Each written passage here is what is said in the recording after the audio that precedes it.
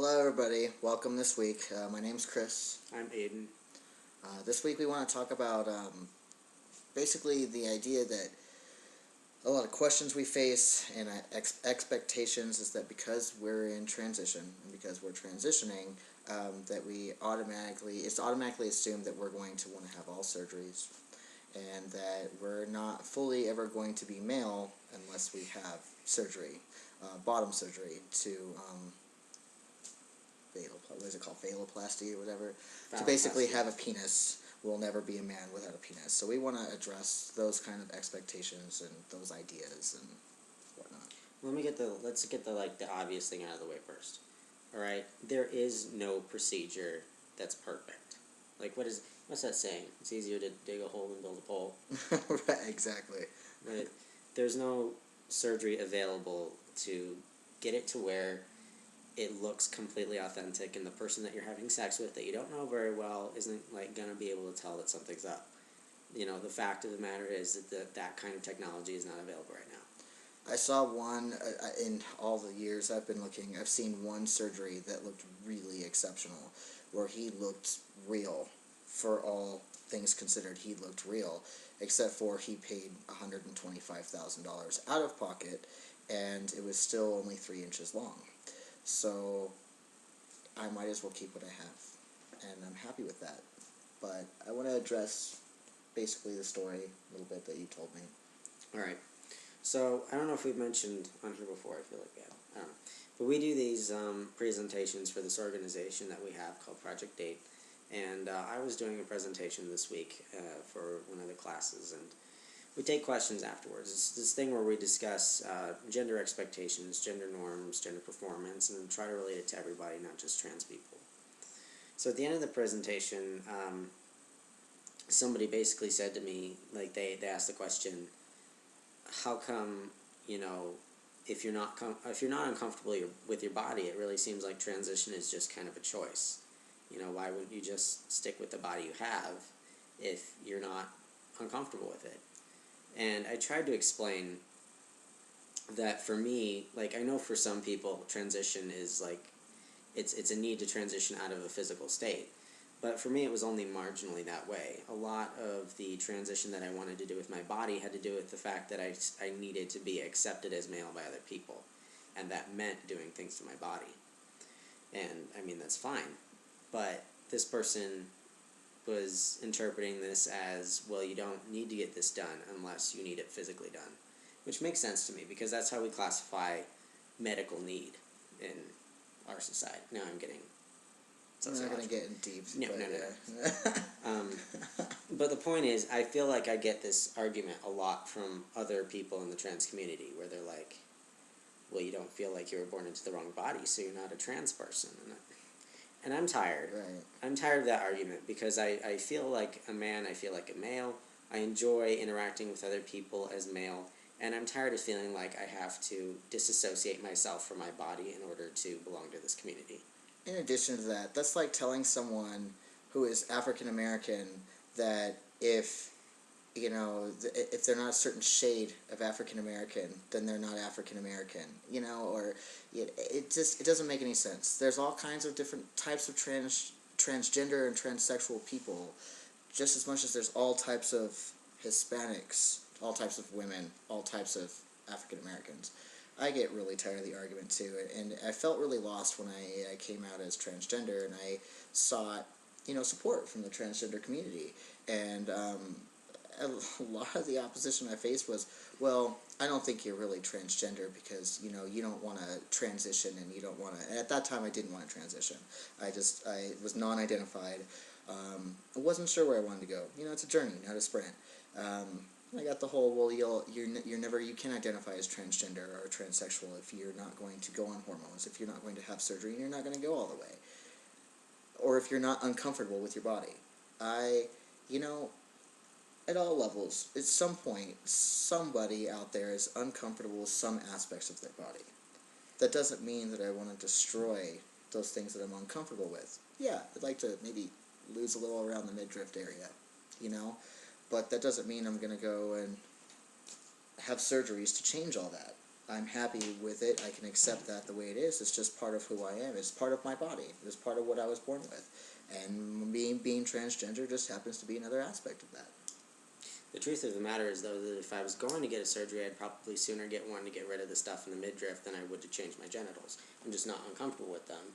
My excess middle makes me more uncomfortable than my genitals do, and that seems to be kind of unacceptable from other people in the community. And I'm just over it. I mean, like, I would like to get top surgery. I haven't done that yet, but I'd like to get top surgery, and so my chest is flat. But the fact is, I don't know if, like, all men everywhere in the world had breasts, if I would feel that necessary. I probably wouldn't. Because, like I said, for me, it's social. It's more social than it is physical. Because gender is, like, 99% social. I delivered a pizza last night, actually, and I get to this guy's door, and he had bigger breasts than I have ever had in my life, even before transition. And I mean, I was pretty big up top a long time ago, but he was a very large man up top, and he was in his boxer shorts, which I wanted to ask him to put on clothes, but, you know, besides that, I mean, he was comfortable with himself. He was a man. No one's going to argue with him, oh, you're less of a man because you have a big chest or whatever, you know. That's like saying that somebody, and I was telling Aiden this earlier, you know, it's like telling somebody if they get testicular cancer and they have to have their testicles removed. Are you going to tell them that, oh, you're no longer a man because you don't have testicles? Or telling a man that has to be castrated or doesn't, you know, or is impotent, cannot get an erection. Is he any less of a man because he can't get an erection? Are people really defined by their genitals? Is that what defines human beings? That if you don't have this, that, or the other, then you can't be this way? That's bullshit. I'm sorry, that's bullshit. If I feel like a man, I look like a man, I think like a man, I get perceived as a man, I work as a man. I don't go through my day and go, am I passing? Am I a man today? Am I really a man? Do I think like him? Of course, we all kind of like reflect off of others, but that doesn't make me any less of a man just because I wasn't born by what the doctor legally said I was. Yeah, I find, like, I get that argument from outside the trans community more from men than I do women, though I do get it from women. But I overhear these conversations in my class. Like the other day, actually, I was sitting in my Hollywood crimes class. You don't need to know where I was, but I was sitting in class, and as this guy in front of me was having this debate with this person sitting next to him, and she was saying, like, well, you know, there's I know this trans person, you know, blah, blah, blah, blah, blah. And he was like, I don't understand that. And she said, well, you know, people can be born in the middle, like, you can be physically both, you can identify in the middle, whatever. He's like, it's pretty, you know, one or the other for me. And she was like, all right, well, you know, for a lot of people that's not the case. And he said, well, you know, you are either one or the other. There's no way that you can like, you can say that you're something that you're not, but that doesn't mean that you're not what you're born as. And I'm like, dude, I'm sitting right behind you. And, I mean, and I'm accepted as a man in this classroom every bit as much as you are, and I don't have what you have between your legs, and it doesn't matter. I still have all the privileges that you do. And I don't care to see it, so please don't show me. And, like, I live the exact same life as you do, and I get to be a man just as much as anybody else in this room, and there's nothing you can do about it, even if it makes you uncomfortable. Nana nana boo boo. Just saying. This is a week of frustration. I was telling him a story earlier about dealing with legal documentation in the Department of Welfare and food stamps and health insurance, which I will address that in a whole separate video all on my own. It's A lot of advice to give. A big form of discrimination. Let's just say that I came out on top. I don't want a pissed off trans person in their department anymore raising hell and questioning their politics and ethics.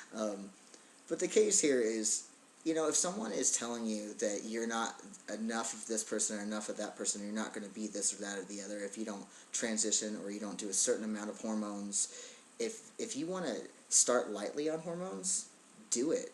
Because you're the one that has to look at your ugly mug every day in the mirror, just like the rest of us. And if someone's telling you that your body isn't the way it's supposed to be because you're saying that you're this, that, or the other, you know what? You're the one that has to live with your body. It's how you are going to be comfortable. It's what's going to make you happy. And if you were happy with the body that you were given, but you want to take hormones to change that to match your body to match your mind, then do so. All right. We can go to 11, I think. Can we? Yeah. Will it not load? Because remember, you know how awful it is when it doesn't load. Go for it. Last thoughts? Last thoughts. Okay. Yeah, I would just say the same thing. And if, at the very least, if you're not going to buy into this ideology that everyone gets to be who they think they are and everybody has the right to live the way that they want to and everybody has the right to be in a body that makes them comfortable, have relationships that are satisfying, if you're going to be an asshole and not buy into that kind of thing, that's all right. But fucking keep your mouth shut during your classes. I mean, I'm sorry. And don't infringe my rights by imposing your own. Yeah, like, just keep that to yourself because no one else wants to hear it. The rest of us wants to have, I want to have a good life. Glad we had an angry rant this week. Whatever. It's the internet. Like. All right, thanks everybody for listening, and tune in next time. Thanks. Bye. Bye.